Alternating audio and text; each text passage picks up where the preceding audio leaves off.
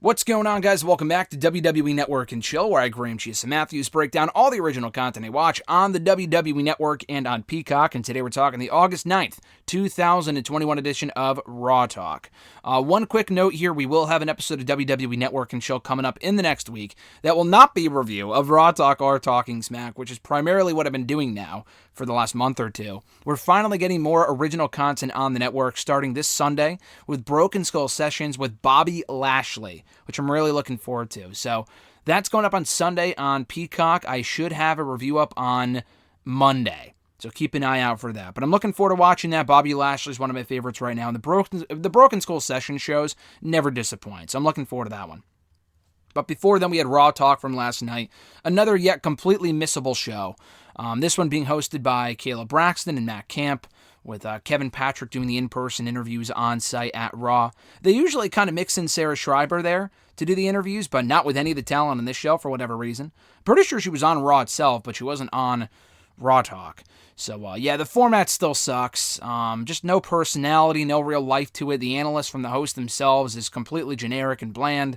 The in-person, in-depth interviews that they were doing previously here on Raw Talk and Talking Smack were far more interesting and engaging and, meaningful. This is just typical, like any interview that you would see behind, or backstage rather, on any ordinary episode of Raw. That's what's wrong with it. But anyway, they recap the biggest headlines from the show, including the ending that saw Randy Orton lay out Riddle with an RKO. The first person they interview is Jinder Mahal, and he brings up that Drew McIntyre has never beaten him one-on-one before, which, I'm pretty sure Drew beat him by DQ in that first match a few weeks ago, but if we're talking by pinfall, I guess he's right. They haven't really had many matches, but I guess, has Mahal ever beaten McIntyre one-on-one? I'm guessing no, but he brings that up, in this interview. He calls it a game of chess, and McIntyre is too busy playing checkers, and he's not going to give away his next move. He says karma always comes back around, and he didn't pay Corbin, although Corbin, requested money for his services. He didn't get paid because he didn't get the job done. He lost to Drew. So that was it. Matt Camp says that their issues have to be settled in the ring. They also replay the MVP Bobby Lashley promo from earlier on in the show when they addressed Goldberg. And I like MVP on the mic a lot, but it was kind of just a pointless segment to me. Kind of lifeless, nothing really overly exciting about it. Matt Camp brings up that it might be Goldberg's last shot at a world championship, and that's got to be motivating him to walk out of SummerSlam as the new WWE champion. He also teases that Cross may not be finished with Jeff Hardy yet, despite beating him on this show for vengeance after Jeff Hardy beat him in Cross's debut a few weeks ago. Completely fucking dumb for WWE to have done that. And I love Jeff Hardy, but it goes back to what I've been saying for weeks now. For WWE to book this guy to lose in his debut and then to lose to Keith Lee last week, he's 50-50 in his Raw run so far. He's won 2 matches, he's lost 2 matches. He really hasn't gained anything at all. If anything, he's lost almost all of his aura that he built up in NXT. So they interview Karrion Kross, Kevin Patrick does. He says that he's had a knack over the course of the last year and a half in his WWE NXT career for terrorizing former world champions, and Jeff Hardy has been, was no exception on Monday night. He says that he's in demand now, and Hardy would not have beaten him, he said, had Hardy not cheated. That is a legitimate thing that Karrion Kross said on this show, that Jeff Hardy would not have beaten him if he didn't cheat. Okay, then how do you explain Keith Lee beating Karrion Kross last week without cheating? It's a literal fucking week ago. I don't know if these people, I don't know if it's a Karrion issue or if it's a WWE issue with what they're giving him to say. Seriously, maybe with Jeff Hardy that would have applied, but he was basically admitting, yeah, I lost clean to Keith Lee, but Jeff Hardy, he can't beat me clean. It's just fucking weird. He also teases not being finished with Hardy. So there are more matches to come between the two of them, even though Jeff Hardy was soundly defeated by Karrion last night. Why do a third match? Because they have nothing more for these guys to do. And the only reason why Karrion faced Keith Lee 2 weeks in a row was because Jeff Hardy was out with COVID. That is the only reason why they did that. He's going to make sure that Kevin Patrick comes back next time with more questions for the current NXT champion. So that was that. Matt Camp and Kayla Braxton recap the Alexa Bliss Doudrop match that saw Alexa Bliss pick up the win following a distraction from Doudrop. Give me a fucking break. They then talk about the Charlotte Flair attack over Nikki Ash and Rhea Ripley in their match. Charlotte Flair attacking, both Rhea and Nikki after they had their own match on Raw. And Matt Camp says that Charlotte reasserted her dominance atop of the Raw pecking order, so to speak, with her attack on both women on the show.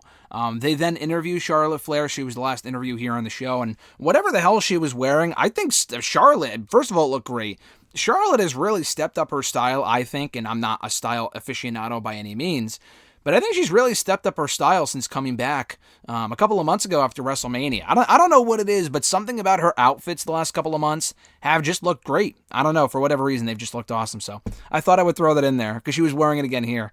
But Charlotte said that she sent a message to both Nikki and Rhea with her attack on both women on Raw.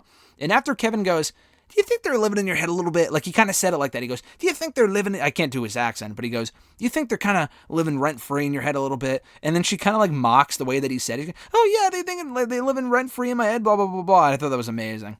She says, no, if anything, I'm living rent-free in their heads because of how much better I am than both Nikki and Rhea Ripley and the fact that I was the last woman standing and I'm the former champion, blah, blah, blah. She says that Nikki capitalized on her hard work to make a name for herself. And honestly, to a certain extent, I love Nikki. I had an interview go up Nikki. I had an interview with Nikki go up yesterday here on the channel, the current Raw Women's Champion. Check it out, she plug. But Nikki, the whole superhero thing, she didn't exactly cash in the contract in superhero-esque fashion at the Raw after Money in the Bank. She kind of cashed it in a cowardly fashion. She didn't announce it in advance. And a lot of the Money in the Bank winners don't do that. But like for someone who's supposed to be a superhero and embody all the elements of what a superhero is, that wasn't exactly superhero-esque. So she makes a decent point there when she says that. And she also brings up how she shines on the grandest stages, and SummerSlam will be no exception. And she also brings up how she should have her own statue or something along those lines, which was a funny way of closing it out. Matt Camp brings up the fact that anything can happen in triple threat matches and that she doesn't have to be pinned to lose that match. And they're looking forward to the match, the triple threat for the Raw Women's Championship at SummerSlam. So that was Raw Talk in a nutshell for August 9th, 2021. Thank you guys for checking out my review. I appreciate it. A completely missable episode. I like the Charlotte Flair interview. I like Karrion Kross a lot, but his interview was very bizarre and just didn't make sense. And then the Jinder interview, I just didn't give a fuck. So thankfully it was kept on the shorter side. But again, that was the August 9th, 2021 edition of Raw Talk. Thank you guys for checking out my review. I appreciate it. Be sure to like the video, drop a comment, share the video, and subscribe to the channel for more daily content. Also hit the bell button to be notified every time a new video goes up. Have a great week, guys. I'm Graham G.S. Matthews, and I'll catch your ass down the road.